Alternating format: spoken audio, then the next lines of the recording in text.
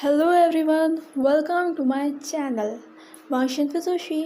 आज मैं आपके साथ Wangxian fan fiction incomplete to complete का पार्ट 7 लेकर आई हूँ। गाइस, नेक्स्ट पार्ट से आप इनकी फुल प्रीवियस लाइफ की वीडियोस देखोगे कि आखिर इनकी कहानी थी क्या। तो चलिए बिना देरी के इस पार्ट को शुरू करते हैं। सभी ने रात को पूल पार्टी करने का डिसाइड किया था।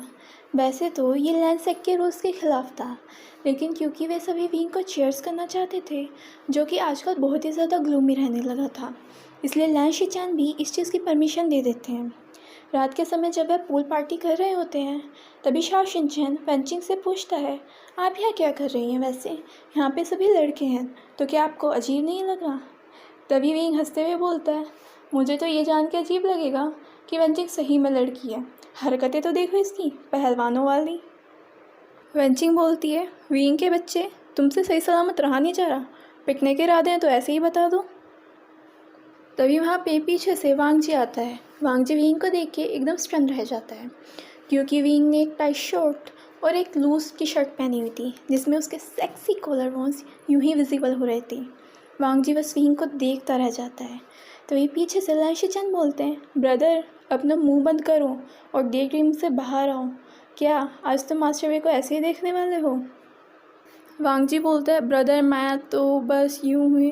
लैन शिचैन हंसते हुए बोलते हैं, हाँ हाँ तुम तो बस यूं हुई, हम सब समझते हैं। तभी वहाँ पे नीवसेंग बोलता है, वांग जी ब्रदर आप भी पूल में आइए ना। वांग जी इस चीज़ के लिए मना कर देता है कि उसे अपनी बॉडी पे इतना कॉन्फिडेंस नहीं है। तभी वेंचिंग वांग जी के पीछे आते हैं और बोलते हैं, हंगुन चुन आओ ना पानी में। क्या पता इस बहाने आप विंग के और नज़दीक आ जाएं, क्योंकि विंग को भी तो आपको देखने का मौका मिलना चाहिए। ऐसे वेंचिंग एक मिस्चीवियस स्माइल के साथ वांग जी को पानी में धक्का दे देती है। जैसे ही वांग जी पानी से बाहर आता है, सभी लोग उसे देख के हंसने लगते हैं और सोंगलांग बोलते हैं, वाह क्या बॉडी है। तभी वांग जी बोलता है, आई थिंक तुम्हें अपने बॉयफ्रेंड पे ध्यान देना चाहिए। साओ शिनचैन बोलता है, वो तो मुझ पे ध्यान दे देगा, लेकिन हमें भी तो थोड़ा ध्यान आप पे देखना चाहिए। क्यों? वांग जी देखता है कि विंग भी सिर्फ उसे ही देखे जा रहा है। वेंचिंग वांग जी की टी शर्ट को पीछे पकड़ के खींच देती है, जिससे वांग जी की पूरी बॉडी बिल्कुल विजिबल हो रही थी। तभी विंग वांग जी के पास आता है और बोलता है, वाह वांग जी क्या बॉडी है तुम्हारी। वांग जी विंग के इतने नज़दीक होने पर उसे कुछ नहीं बोल पाता। तभी विंग फिर से बोलता है, वांग जी लानसांग। वांग जी बोलता है, यस यस यस, वो भी शटरिंग के साथ। लैन शिचैन और जियांग चेंग ये देख के हैरान रह जाते हैं कि कोल्ड और रूड और इंटिमिडेटिंग ऑरा रखने वाले हंगुन जुन यहाँ पे शटरिंग कर रहे हैं। विंग बोलता है, वांग जी तुम्हारी बॉडी कितनी ज़्यादा अमेजिंग है, तुम तो काफ़ी ज़्यादा हॉट हो। वांग जी बोलता है, आई थिंक सो। विंग बोलता है, क्या आई थिंक सो? मैं इसे टच करके देख रहा हूँ। वांग जी सोचता है, नहीं नहीं नहीं बिल्कुल नहीं। वो सोचता है, क्या इरादे हो तुम्हारे विंग? अभी तो मेरी शादी भी नहीं हुई, क्या चाहती हूँ मैं पहले ही मर जाऊँ? डेफिनेटली अगर मैं तुम्हारी इतनी नज़दीक से पहले मर गया ना, तो मैं भूत बन के तुम्हारे पीछे आऊँगा और कभी भी तुम्हारा पीछा नहीं छोड़ने का। विंग वांग जी की चेस्ट पे हाथ रख लेता है। वह बोलता है, वाओ क्या एब्स हैं तुम्हारी, क्या बॉडी है तुम्हारी। वांग जी सोचता है, नहीं नहीं बिल्कुल नहीं, क्या इरादे हैं तुम्हारे मुझे हार्ट अटैक देने के। वांग जी को पता चलता है कि उसका गला बिल्कुल ड्राई हो चुका है। वह कुछ बोलना तो चाहता है लेकिन बोल नहीं पाता। वो सोचता है वह सिचुएशन में क्या करे। उसे फील होता है जैसे कि उसके हैंड्स पूरे स्वेटी हो रहे हों। जब विंग देखता है कि उसे वांग जी की पूरी अटेंशन नहीं मिल रही, तो वह वांग जी का नाम लेता है, लानसान लानसान। वांग जी उसकी तरफ देखते हैं और वो क्यूटनेस के साथ पाउट बनाता है, तुम मेरी बात क्यों नहीं सुन रहे? वेंचिंग ही देख के और तेज हंसने लगती है कि विंग कितनी इनोसेंटली ये जी का ध्यान अपनी तरफ खींचने की कोशिश कर रहा है, लेकिन उसे पता ही नहीं आखिर उसकी इस क्यूटनेस का असर वांग जी पे किस तरह से हो रहा है। वांग जी सोचता है, मैं बस कैसे ही अपने आप को रोक रहा हूँ कि मैं तुम्हें किस ना कर दूँ, और तुमने हद कर रखी है। तुम अपनी ही क्यूटनेस से मुझे मारने की कोशिश करो, मारो भाई मारो मुझे अपनी क्यूटनेस, ऐसे ही ख़त्म कर दो। विंग वांग जी के और ज़्यादा नज़दीक चले जाते हैं। उनके लिप्स थोड़ी सी ही दूरी पे होती हैं। अगर उन दोनों में से कोई भी हिलता तो शायद उनमें किस हो जाती। वांग जी सोचता है, विंग क्या कर रहे हो तुम, बस क्या कर रहे हो? विंग बोलता है, लानसान तुम मुझे सुन क्यों नहीं रहे हो। वो बहुत इनोसेंटली इन सब चीज़ों के बारे में पूछता है और क्यूटनेस के साथ पाउट बनाता है। बाकी सब लोग भी इस नज़ारे को देख रहे थे। तभी विंग का एकदम से बैलेंस बिगड़ता है और दोनों के लिप्स आपस में टच हो जाते हैं। पहले तो दोनों इस चीज़ पे शॉक्ड हो जाते हैं, तभी वांगजी अपना कंट्रोल लूज़ कर देता है और विंग को किस करने लग जाता है। विंग एकदम से शॉक में कि ये सब हो क्या रहा है। किस पहले तो स्वीट होती है और जेंटल होती है, लेकिन धीरे धीरे वो एक पैशनेट किस में चेंज हो जाती है। इससे पहले कि विंग को समझ पाता, वो डिज़ी फील करने लग जाता है। पहले तो उसके सामने उसकी प्रीवियस लाइफ के कुछ सीन चलते हैं जिसमें उसे लगता है कि ऐसा पहले भी हो चुका है, पहले भी वो वांगजी को इस तरह से किस कर चुका है। वो सारी मेमोरीज़ काफ़ी ज़्यादा स्वीट होती हैं। फिर विंग के सामने मेमोरीज़ चलती है जब उन दोनों ने अपने अपने प्रोमिसेस लिए थे जब उन्होंने शादी करी थी, लेकिन वो प्रोमिसेस वे नहीं थे जो कि नॉर्मल रिचुअल्स पे लिए जाते हैं। फिर एकदम से सीन चेंज हो जाते हैं। विंग के सामने उसे दिखाई देता है कि कैसे वांगजी ने उसे छोड़ दिया था।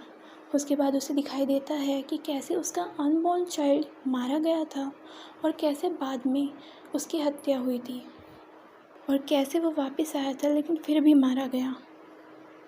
विंग होश में आता है, उसकी आंखों में आंसू आने लगते हैं। वो इससे पहले इन सारी चीज़ों को समझ पाता, वो वांगजी को एकदम से पीछे की तरफ धक्का मार देता है। वो चिल्लाते हुए बोलता है, कहा था ना नहीं, कहा था ना नहीं, ये नज़दीक है नहीं, इनमें सिर्फ दर्द है। सभी लोग समझ जाते हैं कि विंग अपना होश खो रहा है।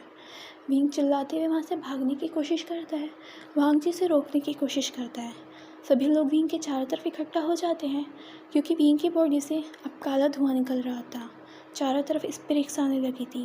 वेंचिंग बोलती है, हमगुनचुन बेटर है कि आप यहाँ पे क्लींजिंग म्यूज़िक चलाएं, और हम सभी अपनी स्पिरिचुअल एनर्जी से विंग को शांत करने की कोशिश करते हैं।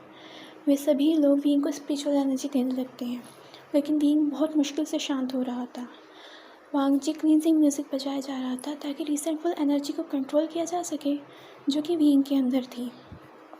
विंग बोलता है, तुम सबको ये चीज़ आसान लगती है ना, मेरा बच्चा मारा गया था, वो जन्म भी नहीं लिया था, पहले ही उसकी हत्या कर दी गई थी। वांगजी की आंखों में भी इन मेमोरीज़ को याद करते हुए आंखों में आंसू आ जाते हैं। सभी लोग विंग को शांत करने की कोशिश करते हैं। धीरे धीरे विंग बेहोश सा होने लगता है। लास्ट वर्ड जो उसके मुंह से निकले थे वो बस यही थे, मेरा बच्चा, आई एम सॉरी। और वो बहुत सारा ब्लड वॉमिट कर देता है और वहीं पे बेहोश हो जाता है। वांगजी बटरफ्लाई के थ्रू जिन सुशन और जिन याली को भी मैसेज भेजता है कि अभी अभी यहाँ पे क्या हुआ और वो जल्दी यहाँ पे आ जाएं। वांगजी विंग को गोद में उठा लेता है। वे सभी वांगजी को एक रूम में ले जाने की कोशिश करते हैं, पर जैसे ही वांगजी एंट्री करने वाला होता है वो एंट्री नहीं कर पाते। रूम पूरा पॉजिटिव एनर्जी से भरा हुआ था जो कि रिसेंटफुल एनर्जी को बाहर फेंकने की कोशिश कर रहा था। जिनियाली पीछे से आती है, पूछती है, हमगुनचुन क्या हुआ। वांगजी बोलते हैं, अभी नहीं मैडम जी, मैं आपको सब बता दूंगा क्या हुआ, लेकिन पहले हमें विंग को होश में लाना ज़रूरी है, इसकी बॉडी बहुत ज़्यादा रिसेंटफुल एनर्जी से कवर हो रही है। यानली बोलती है, अगर हम इसे इस रूम में नहीं ला सकते तो बेटर है कि हम आशियान को पहले किसी और रूम में ले जाएं, वहाँ धीरे धीरे इसकी रिसेंटफुल एनर्जी कम करें और फिर उसे यहाँ लाएं। सब लोग ऐसा ही करते हैं। वह विंग को एक रूम में ले जाते हैं, उसे वहाँ लिटा देते हैं। वांगजी पूरी रात विंग के लिए क्लींजिंग म्यूज़िक बजाता है, लेकिन उसका भी विंग पे कोई ज़्यादा असर नहीं हो रहा था। नेक्स्ट मॉर्निंग उस रूम पर विंग के पेरेंट्स, वांगजी के पेरेंट्स लैन चिरैन और जियांग और जियांग यानली के पेरेंट्स जियांग फैमियान और मैडम यू भी आ जाते हैं, लेकिन विंग अब तक होश में नहीं आया था। उसकी बॉडी से अभी भी धुआं निकल रहा था। स्पिरिट्स वहाँ पे नहीं थे, लेकिन पता था कि रिसेंटफुल एनर्जी काफ़ी फोर्स में है। विंग की मदर रोते हुए वांगजी से पूछती हैं, तुमने कहा था ना तुम इसे बचाओगे, फिर मेरे बच्चे की हालत ऐसी क्यों हो रही है। बिना ये जाने कि क्या हुआ था उसके पहले जन्म, मैंने तुम पे विश्वास किया था, लेकिन फिर भी वो मर रहा है। चलो आज मुझे जानना है कि आखिर इसके साथ क्या हुआ था। मुझे दुख है कि उस जन्म में मेरे बच्चे के साथ नहीं थी, उसे छोड़कर पहले ही मर गई थी। सभी लोग उन्हें संभालने की कोशिश करते हैं, पर वो रोते हुए बोलती है, क्या क्या समझूं मैं, बच्चा है वो मेरा जो मेरे सामने मर रहा है, उसका ये आखिरी और 11वां जन्म है। क्या सोचती हूँ मैं, क्या सोचूं कि वो अब भी मारा जाएगा। मुझे जानना है उसके साथ क्या हुआ था। सभी लोग इस चीज़ के लिए मान जाते हैं, लेकिन वेंजिंग बोलती है उससे पहले हमें विंग के चारों तरफ एक बैरियर बनाना होगा ताकि और ज़्यादा रिसेंटफुल एनर्जी उसके शरीर में एंट्री ना करें और धीरे धीरे ये एनर्जी भी कम हो जाए। वे सभी विंग के चारों तरफ एक बैरियर बनाते हैं और एक जगह आकर बैठ जाते हैं। वांगजी बोलता है क्या मैं आपको सारी बात बताऊं? जियांग फैमियन बोलता है नहीं, मैं बताऊंगा, क्योंकि विंग के बचपन की शुरुआत तो मैं ही करूंगा ना। तभी वो लोग कहानी बताना शुरू करते हैं कि जब विंग 5 साल का था तभी उसके पेरेंट्स की डेथ नाइट हंट के दौरान हो गई थी। किसी को नहीं पता था कि विंग कहाँ है। जियांग फैमियन इस चीज़ का पता लगाकर विंग को अडॉप्ट कर लेता है, लेकिन मैडम ह्यू ने कभी विंग को पसंद करा ही नहीं था, क्योंकि ये बात उन्हें हमेशा याद रहती थी कि अपनी टीनेज लाइफ में उनके हस्बैंड ने विंग की मदर को पसंद किया था, ना कि उन्हें, और विंग बिल्कुल अपनी मदर जैसा था, इसलिए वो हमेशा ही विंग से नफ़रत करती थी। पहले विंग को लगता था कि जियांग चैंग भी विंग से नफ़रत करता है, लेकिन उसे बाद में समझ आया था कि विंग बड़े बच्चों के साथ इसलिए नहीं खेल सकता था क्योंकि जियांग चैंग उसे इसलिए मना करता था ताकि कोई बड़ा बच्चा उसे बुली ना करे, और जियांग चैंग उसे अपनी चीज़ें इसलिए नहीं देता था क्योंकि उस वक्त विंग बहुत छोटा था उनके लिए और उसे चोट लग सकती थी। जियांग यानली ही वो पर्सन थी जो विंग को मदर का लग देती थी। जब विंग 8 साल का होता है तो जियांग यानली की शादी हो जाती है जिन जोशन से। इसके बाद जियांग चैंग विंग के लिए और भी ज़्यादा प्रोटेक्टिव हो जाता है, लेकिन मैडम यू को ये चीज़ कभी पसंद आती ही नहीं। विंग बड़ा होते होते और ज़्यादा नोटी हो जाता है। अब विंग 16 साल का हो चुका है और अब उसे पढ़ने के लिए क्लाउड रेसिस जाना होगा। जियांग यानली भी अपने हस्बैंड और सन जिनलिंग के साथ यहाँ पे आई हुई थी ताकि वो दोनों ही जियांग चैंग और बेवुशान को बाय कह सके कि वो गुसू के लिए निकल रहे हैं। पीछे से बच्चे की आवाज़ आती है जो कि विंग को बुलाता है, बेबी श्यान, बेबी श्यान। विंग बोलता है सीरियसली आलिंग, बेबी तुम हो या मैं? तुम मुझे कब अंकल कहना शुरू करोगे? जियांग चैंग पीछे से बोलता है जिस दिन तुम बड़ों वाली हरकतें करना शुरू कर दोगे। विंग बोलता है हाँ हाँ तुम तो चिढ़ोगे ही, क्योंकि आलिंग तुमसे ज़्यादा मुझे पसंद करता है। जियांग चैंग बोलता है वो तो करेगा ही ना, जब देखो तुम उसे रिश्वत देते रहते हो, कभी खिलौनों की कभी मिठाइयों की। विंग बोलता है लेकिन हाँ ये वर्क करता है। यानली दोनों से ही कहती है कि दोनों अपना अपना ध्यान रखना, और हाँ आशान वहाँ पे कोई भी शरारत मत करना। जियांग चैंग बोलता है ऐसा तो कभी हो ही नहीं सकता, ये हो और कोई परेशानी ना हो, परेशानी और विंग का तो पुराने जन्म का नाता है।